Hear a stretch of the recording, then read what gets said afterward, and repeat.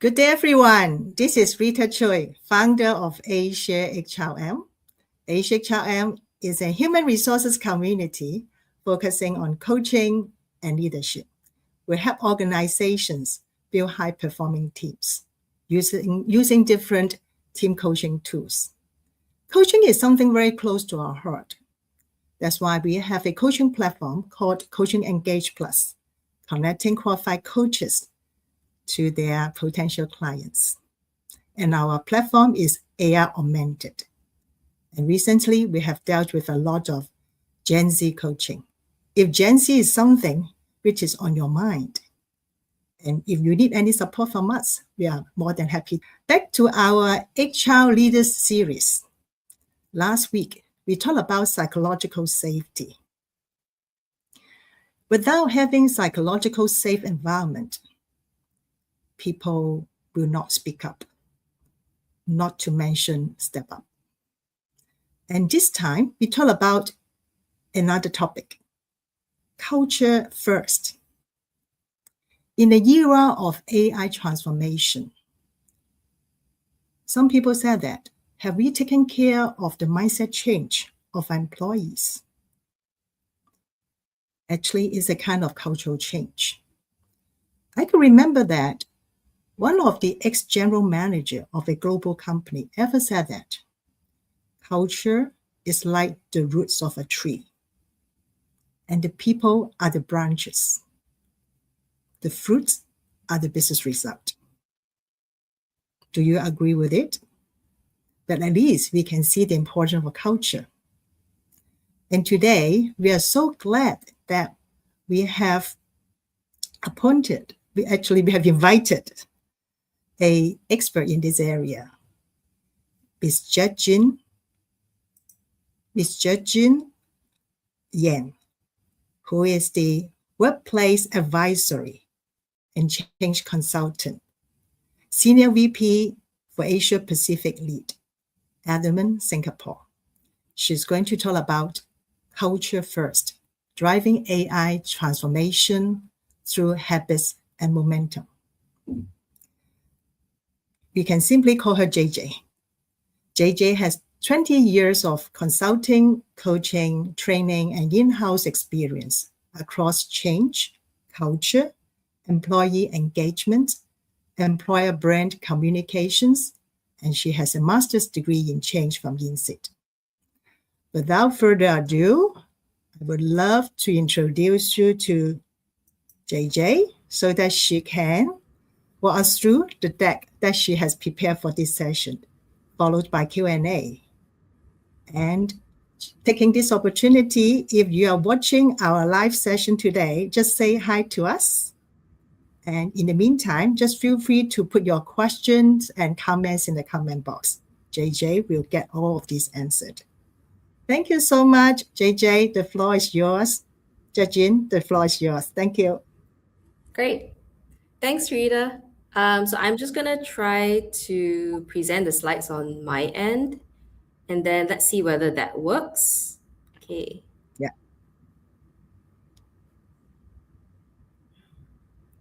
Just give me a second.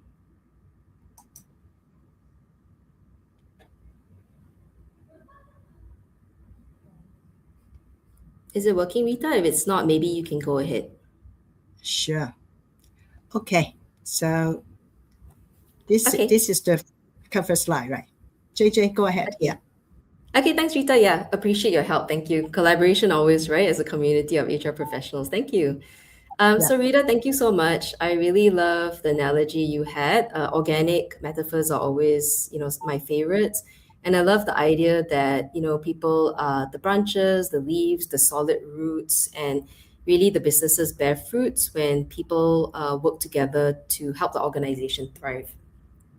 So if you go over to my next slide, Rita, I just want to give people context as to the session that we are, Rita invited me to share.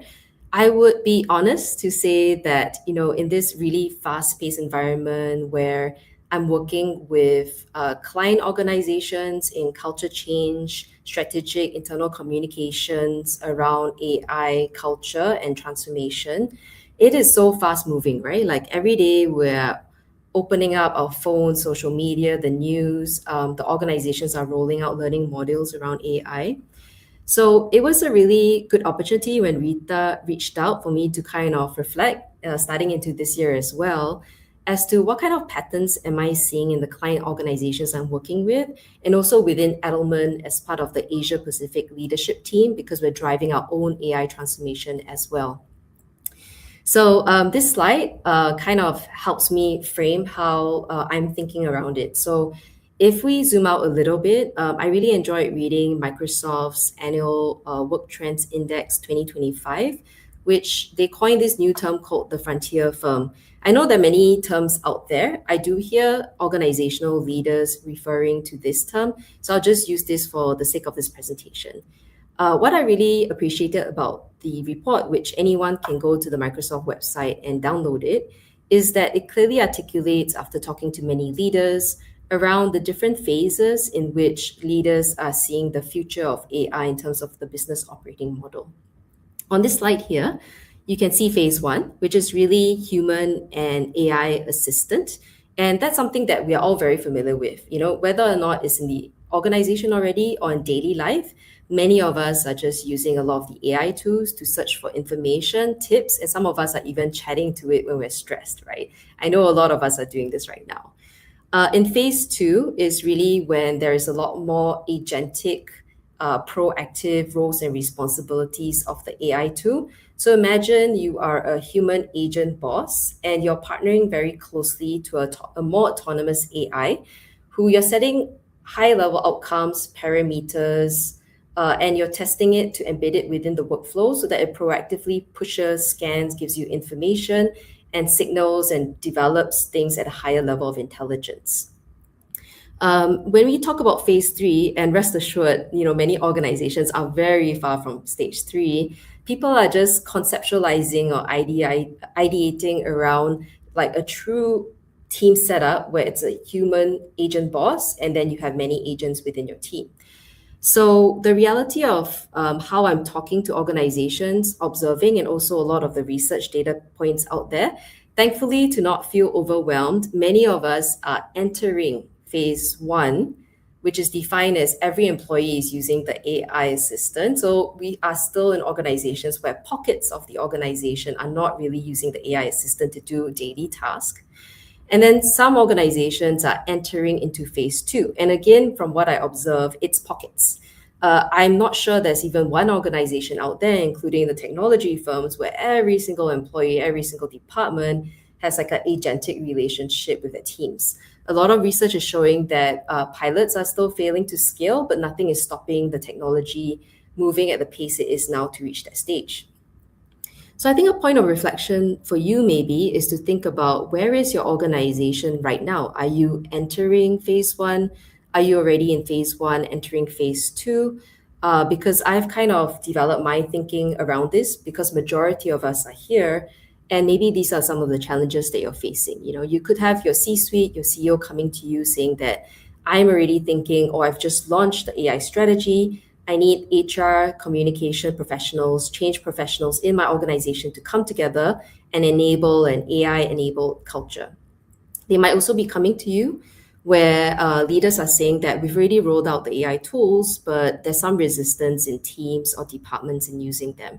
So, you know, you're being tasked to figure out how to overcome fear, how to get employees to do more routine usage. So if Rita, you could help me with the next slide.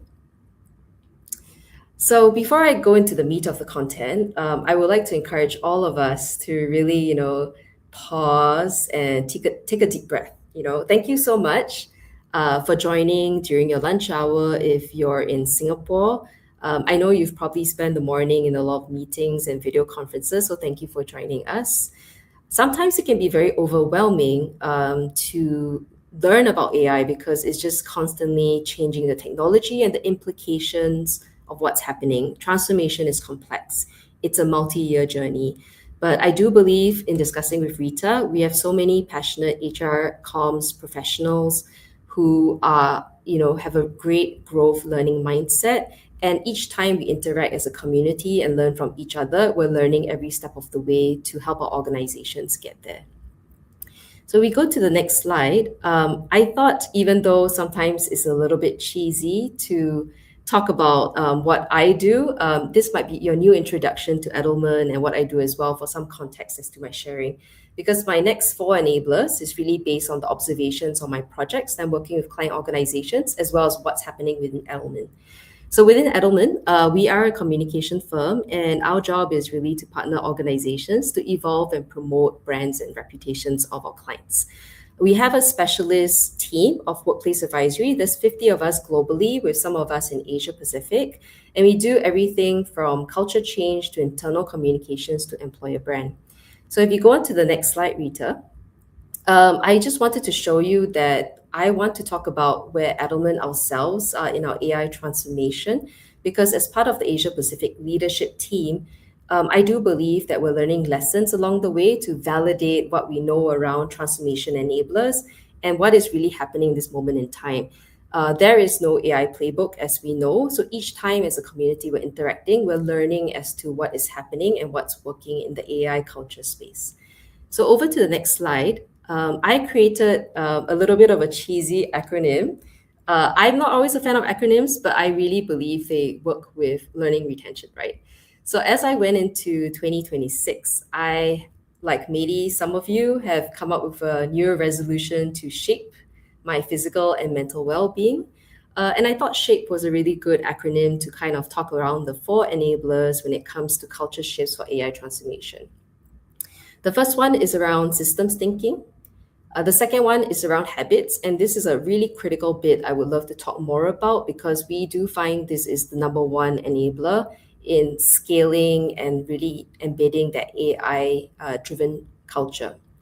P is for play at scale. We're going to talk about positive emotions and how that's really important. And then finally, engagement scale. So I know the people who have signed up today, there's quite a wide range of you, from senior HR leaders to L&D to OD to change to communications to business leaders. So I'll do my best to talk through these concepts. And you're welcome to use AI as you listen along to look at definitions if something is new to you. And then, catalyze the conversation and questions that you have. Like Rita said, anytime you can put in comments in the conversation, drop us a message, and we'll be able to respond to that during the Q&A. So on the next slide, I'll just step through each of the enablers, and at each time I will pause, because I would love for this to be more of a conversation with Rita and you. So in the first bucket of enabler, systems thinking, I think some of you are quite familiar with this concept. There are many complicated models out there, but how I'm using it is in a general way. As I interact with client organizations, and sometimes our clients can be an amalgamation of people. It could be the CEO with the communications team, the HR leader, as well as the AI innovation lab, or even the transformation office. So we realized that what's really important in driving an AI-enabled culture is professionals in an organization who are the center of excellence or driving the change to really hold that systems thinking lens. As you navigate the complexity of transforming while the technology is still evolving, risks are being taken, some experiments are failing, some pockets of resistance are popping up, it's very adaptive, and it's also very important to figure out, okay, when I think about what can I intervene at the individual level, L&D, processes, resources, what can I do at the group level, C-suite, leadership teams, middle management, departments, and what am I doing at the organizational level? We know that interventions work when you intervene at 3 levels of the system. So it's reinforcing if done well, and they have interdependencies. And rest assured, again, in case you feel overwhelmed, like, oh my God, there is this theoretical model and I'm not achieving it perfectly. Why aren't things happening in sequence? Well, that's the reality of transformation, as many of us who've been through waves of it know, right? So it's a theoretical graph, but for me, I find it incredibly helpful each time when something's not going as well, or we are trying to figure out how to reinforce success factors, to try to think about the different levels of change when you look at data, feedback, and you're trying to figure out what's next in your evolving plan. So we go to the next slide, Rita. I had a reflection around what are the key AI roadblocks that I'm seeing in my projects as well as Edelman as we undergo our own journey. Of course, this is a moment in time. There is no playbook, and this is just my observations. Would love to hear what you're hearing and seeing as well. So last year, 2025, we did Edelman Trust Barometer AI at Work flash poll, and we found that actually employees globally and from my conversations around the region, everybody is using AI more at work. However, what is sometimes not happening is the level of confidence. And it's an intelligent way of dealing with AI work, right? We know that there are risks, there are governance issues. In the media, we know that things have failed in the past and people have paid for it when things are going to customers and there are hallucinations or errors. So employees are being sensible, they're being careful and intelligent around how to use AI at work. And scenario-specific guidance, and we'll go into that more later, is very helpful, and being very clear about governance, what is okay, what is not okay, is very helpful to keep guiding them to know that they're on the right track and doing the right thing. We also know, even though it's the elephant in the room from our research, that there are many employees who fear and believe in the narrative that AI will replace their jobs. It is a real elephant in the room in every organization that I talk to. There is no silver bullet, but I do think it is the ethical responsibility of business, HR, comms, change leaders to come together to deal with the elephant in the room, have hard conversations, have hard decisions, and create strategic and detailed communications which are sensitive, authentic, and nuanced in regular cadences to engage employees so that the fear is not in their heads and they're engaging with you to have sensible conversations around the implications and what is within their sphere of control in changing and being part of your AI-enabled culture. We are also seeing silos. As I mentioned to you, that sometimes when big transformation happens, we're dealing with many parts of an organization. Due to the pressures of speed, of efficiency, we are seeing sometimes them working in parallel. So sometimes what we try to do is to encourage them to integrate, to come together, have pockets of time to reflect and figure out how to move together forward a bit more. Of course, it's always a balancing act between speed and integration to make sure the impact is real. So in summary, it's really important to be empathetic in terms of insights around how people are reacting. One roadblock could be sometimes we look at employee engagement data or feedback as an organization that's homogeneous. So perhaps you look at the mean score of pulse surveys on AI learning and development or AI implementation or sentiment, and then you implement an action plan that is homogeneous to the organization. That often does not work. Through my many years of experience and currently what I'm seeing in the AI space, it's very common for organizations to be at different pockets of progress. So it's very important to dig into the data, talk to different stakeholders and teams to understand how they're reacting to it and the adjustments in communications and plans for each of the different segments. And as I mentioned, navigating complexity and boundaries is so important. We find it very powerful when there are key stakeholders who are very influential boundary spanners. Absolutely work with those people. You might have these rock stars in your organization already. You know who those people are. Like really embed them in the coalition that we're going to talk about later to really enable your culture. So Rita, I just wanted to check whether you have any thoughts or questions before we move to the second enabler.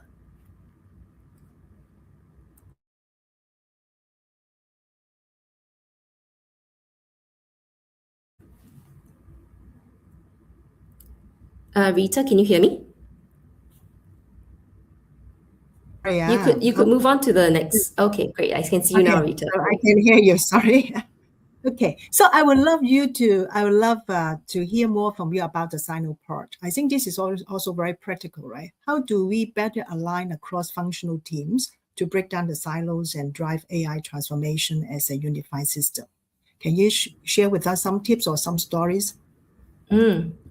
Yeah, thanks, Rita. And I would say this comes from my background in digital transformation, also beyond the AI transformation, but the previous ways of rolling out robotic process automation teams and automation, we know that often it is very natural to have boundaries, right? Like we come into work, we want to be efficient, we want to manage our work-life balance, and there are so many multiple KPIs and things we're doing ourselves. So very simple things is signaling by leaders. I've seen so many times when the CEO or the sponsor leader says, hey, can HR comms, transformation AI lab come together and can you guys work out the communication plan? Can you get feedback from employees or can you work on this event together? It will happen. And then also softly nudging and encouraging people. So, for example, as a leader, if you're seeing that there's a meeting, but clearly other departments needed to be at the meeting for a decision to be made, then going forward is about nudging or telling those departments that please include them in future meetings because we need to keep the collaboration going. What I also find very helpful is a RACI or DARE chart where it's evolving, it's iterative, but people are quite clear, when are certain departments consulted, informed, or actually like fully driving the process. So all these different ways of creating collaboration moments and processes really make a difference. Thanks for your question, Rita. Thank you so much. So let's move on to the next slide here. Yeah, thank you, Rita.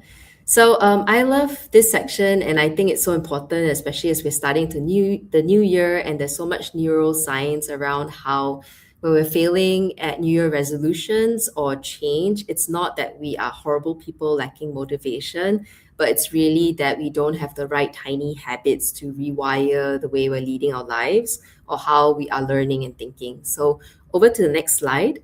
What I've captured over here is some of the top tips by the leading behavioral science professor BJ Fogg. There are many in the field as well, but I really like his book and his concepts that he captures here.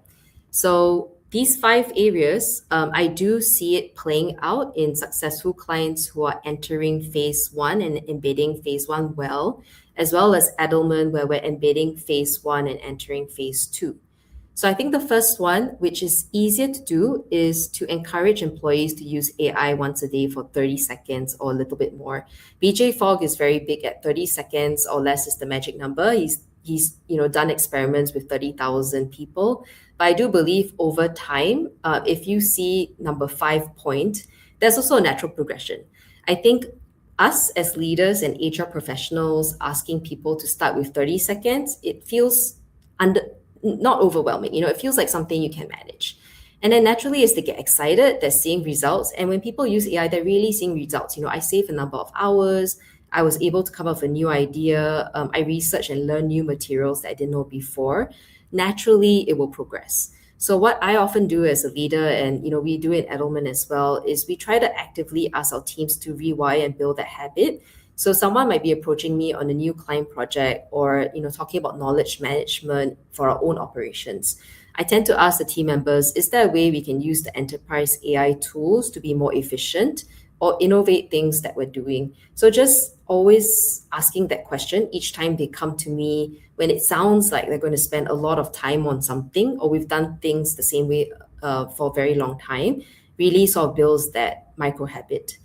Celebration is very important. So in psychology, we know that recognition, acknowledgement, celebration immediately after helps rewire positive endorphins and reinforcement that this is a good habit to form. Finally, when you see number 6, as you know, experimentation is very important. So you try to build a habit, maybe you've completed and it's fully rewired and built in. For example, I think many employees now are getting very comfortable using enterprise AI tools to do basic research. So then maybe the next level they're trying to do is to create like a project plan or framework or even to ideate new kind of concepts and ideas. So each time something you try fails, especially when it gets more complex, like custom GPTs, encourage the teams to adjust the size of the habit, the timing, the type, and just keep experimenting. So over to the next slide.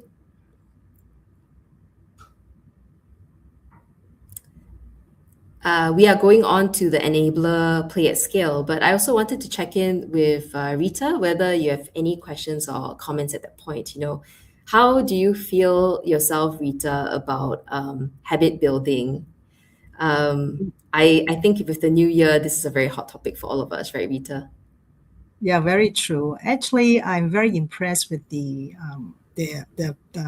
micro habits section points that you mentioned here. Because when I'm looking through a lot of presentation materials that I've read and also a lot of webinars that I've attended, I think quite not many speakers talk about micro habits. And as I know that forming a habit is more consistent and also help employees and help anyone to achieve sort of sustainability. So I really love the tips that you've shared about these micro habits, and also relate me to a book about forming habits called Atomic Habits. That one is also Yeah, that's right. very great. Yeah, that one I have read it twice, and it also talk about similar points that you just shared. So I think it's very Yes. true that micro habits is one of the success factors if we want people to change their behavior. But I Yeah. have something in mind about habits, right? A lot of books says that if we continue doing one thing for 21 days, a habit is formed. What do you think? Is it 21 days or 30 days or 100 days? Yeah. Well, I think the good news is from my experience, the phase one of AI usage is quite intuitive because I think the reality is that if you talk to anyone now, everyone outside of work is using the AI tool for regular daily usage, right? I have friends who are, using AI to plan their travel trips to Japan for Sakura season next year. Some of them are using it to organize their own Google folders. I mean, that's more at the complex level, but right? But everyone is at least using, let's say, a Gemini AI, a ChatGPT, a Copilot to do just basic research. So I think sometimes people make a division between what they do in their personal lives and work life, which is fair for AI because we talked about risk and governance issues. But sometimes if trainers or leaders come in and remind them that, hey, actually you're doing it in daily life is not that difficult for phase one, like routine task. It's just about learning, applying, and then being braver or constantly learning new prompts or learning from other people, which we'll talk about at the Play at Scale, so that you get new ideas and then you try it out in your own daily work. So I would say AI is much more accessible at phase one compared to, for example, in the past, you're trying to build a robotic process automation bot or you're trying to roll out an entire new ERP system. I do feel this is much more intuitive and accessible as a technology. Okay, very nice. Okay, so for those who are watching our live session today, just feel free to put your question or comments in the comment box. Okay, so JJ, let's carry on with your presentation. Okay, great. Thank you. So sorry for the missing box, but that was really supposed to show like a GIF of Lego bricks kind of building up. So if we go to the next slide, I really want to talk about the third enabler, which is play at scale.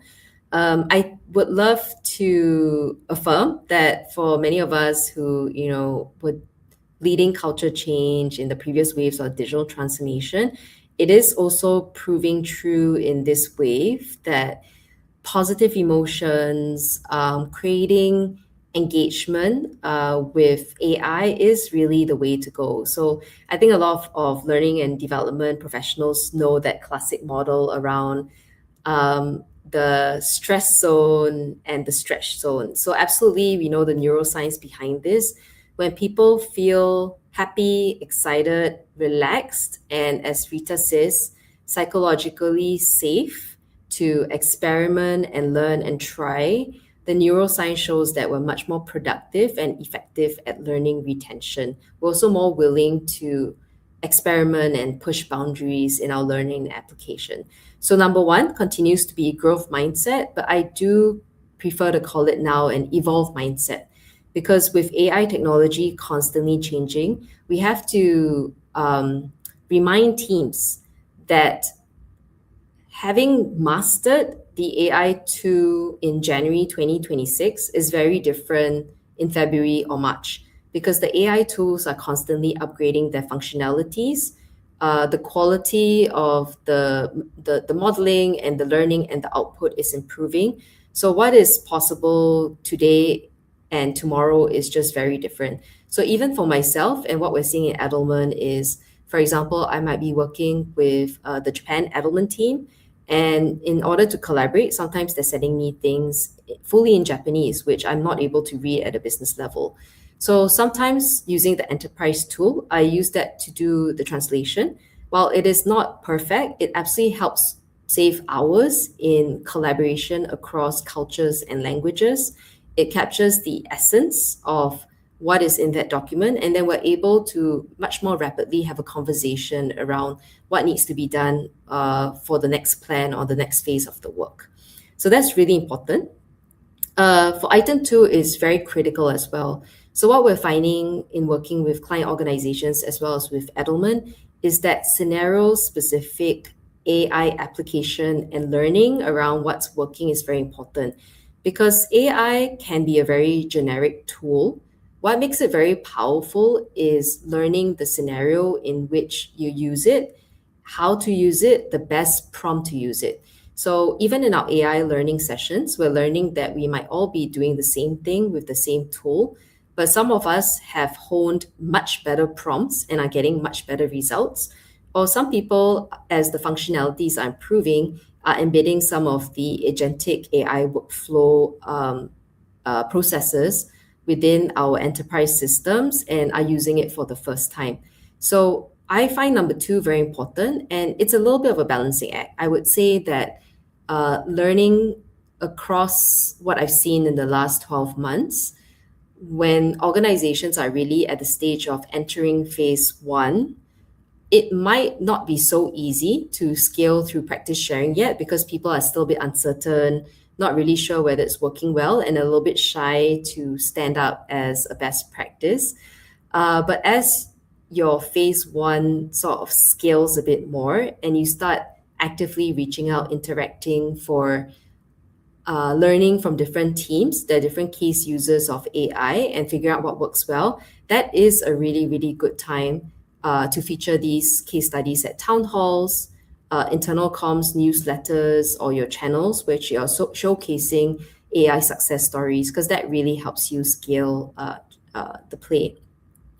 It's also a really good form of acknowledgement and recognition, because there are many employees who are excited to be known as AI leaders and rock stars. So you'll be surprised, but a number of them might be very excited to be featured in a story, a video, or even at the town hall. Finally, what we're finding is really useful as well, as and as with any transformation, leaders are the number one influencers of culture. So just rolling up your sleeves, actively using AI, playing around with it, talking about it, and being open around experimentation, what didn't work for you, just keeps the conversation going. So it's really, as we go into the fourth enabler I'm talking about, the surround sound communication and coalition that we really need for AI culture. So yeah, over to you, Rita. Yeah, thank you so much, JJ.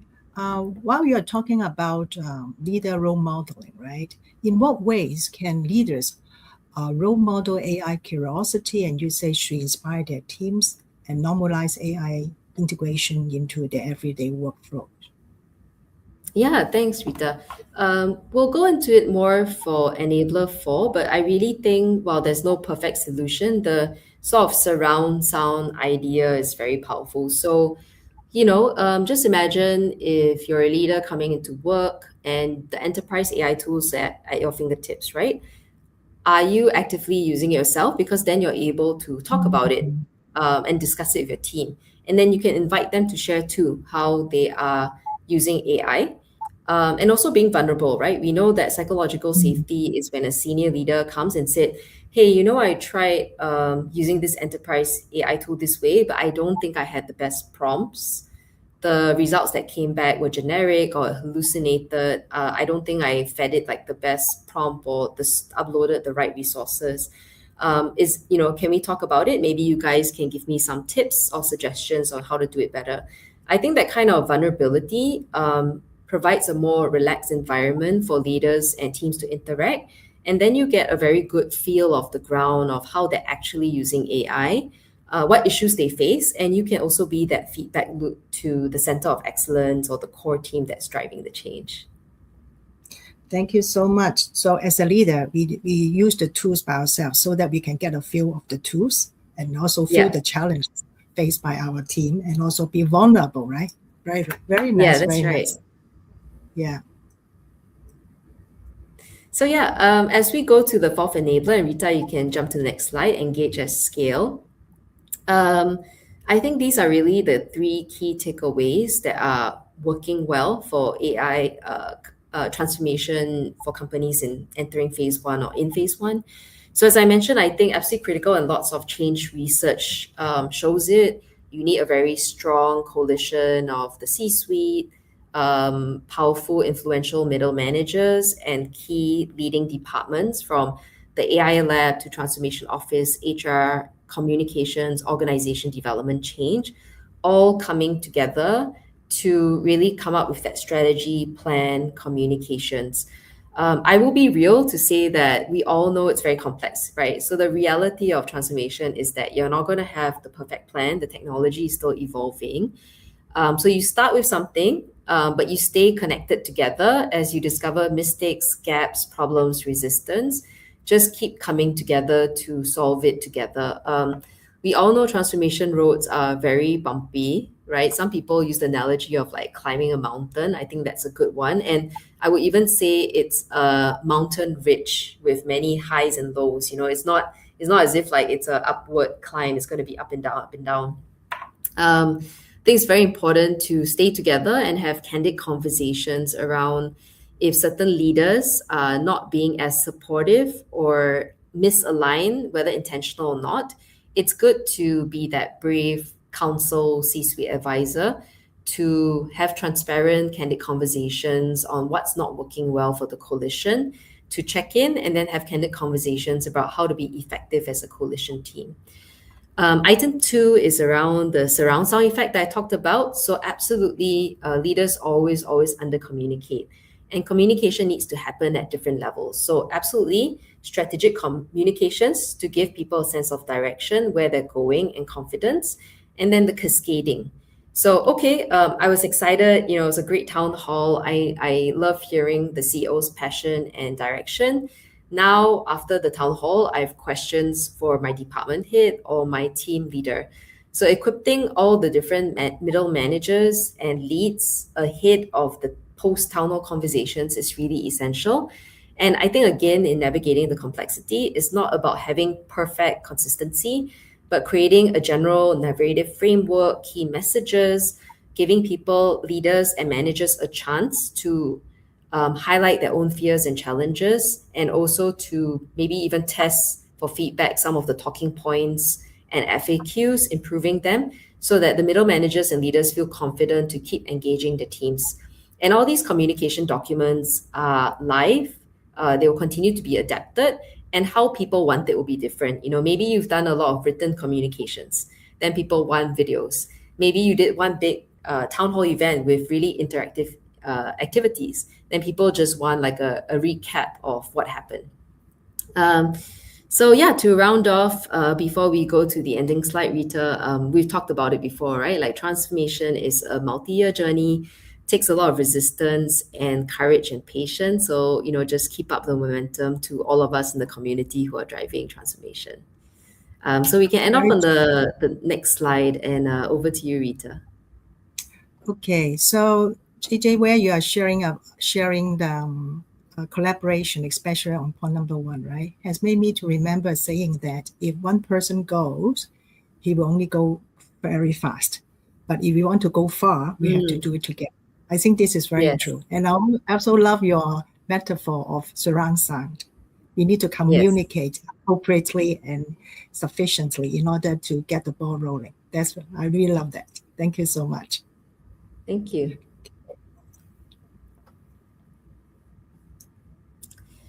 So thank you. I do see now some comments in the chat, so I'll just have a look at them. So thank you, Jasmine from Myanmar, and thank you everyone for putting in the comments. I was multitasking a little bit, so now just looking at the comments. Thanks, Doug, for the shout out as well. And Fioni, let me just have a look at your comment. AI is often discussed broadly, which can feel abstract or intimidating to those new to it. From an HR perspective, which specific AI applications should businesses prioritize to make adoption more practical and impactful? Or how should the organization determine which to prioritize? Thanks for that, Fiona. I would be honest to say I'm not the AI expert on HR tech tools because they're constantly evolving. And while I hear a lot of communication from the tech firms in what they're able to do, I do understand sometimes when HR professionals try them out, the expectations may not be met. So I wouldn't comment for specific AI tools. I would comment more that even for HR professionals, using the generic enterprise AI tools is very powerful. So I know in Asia Pacific, a lot of HR professionals have to do internal communications. So it could be, for example, you are launching your new AI courses. You are told to collect stories of success stories of people who learned and applied the AI experimentations. You might be asked to prepare for town hall communications for your CEO or your leaders. For people who are, saying like, oh, I'm not so good at communications, how am I going to do it well, right? The good news is that the generic enterprise AI tools are quite good at helping you start certain drafts.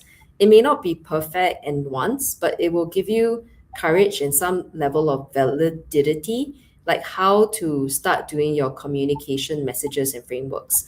I do encourage that as you develop these communications, you absolutely should test them with leaders, experienced communication professionals within your organization, or people who have experience with comms. But that's a great way that HR professionals can already use the generic tools. I also know that any employee and HR professionals as well, you can use it very simply for your AI transcripts to save you on meeting time. Some people have access to the agentic functions where it can go through your email to troll out and pull out summaries or point out or create a to-do list for you. Some people are using it as project management workflows. So there is a lot of learning around the common enterprise AI tools on, for example, Microsoft, ChatGPT itself. In your own organizations, the learning modules are there. You might find it useful to just use those tools for those kind of things, and you'll be amazed at how much time it saves you, and it's quite fun to use. So I see a message from Doug below as well. So I talked about AI initiatives often done in silos. Would I recommend an AI center of excellence that coordinates efforts across an organization? It's a really good question. I would say yes. And Doug, we always talk about creative paradox, right? In organization development, the yes and of center of excellence and decentralization of autonomy and discretion to the markets. I think every organization has that model of central versus decentralized, and everybody is going to have a different governance operating model. What is very helpful is I find people at headquarters or the center of excellence, and every organization I know always starts with a center of excellence. Multinational companies always have a core group of people running it, whether they call themselves the center of excellence or steering committee or transformation office. That's what really they are. I think what is sometimes missed is in Asia Pacific, for speed, a very consistent top-down approach to rolling out change. So what is powerful is having the conversation with each market, different leaders of departments to say, what is the balance of power in terms of what needs to be rolled out consistently and what can be decided locally. So thank you for those questions. Okay, very nice. So I think it's towards the end of our session. So JJ, any closing remarks for us? That's it really. I think thank you so much all for attending. I know it's lunchtime today. All the best to you. I guess the fact that you're attending this talk probably means that you are interested or leading AI-enabled culture change in some way. So ganbatte, good luck, and please keep in touch. Would love to hear from you too. Thank you. Reach out anytime. Thank you so much. I really love your acronym of SHAPE, right? SHAPE. it helps me to remember. S stands for systems thinking, HA, habits, micro habits. P stands for play at scale, and E stands for engage at scale, right?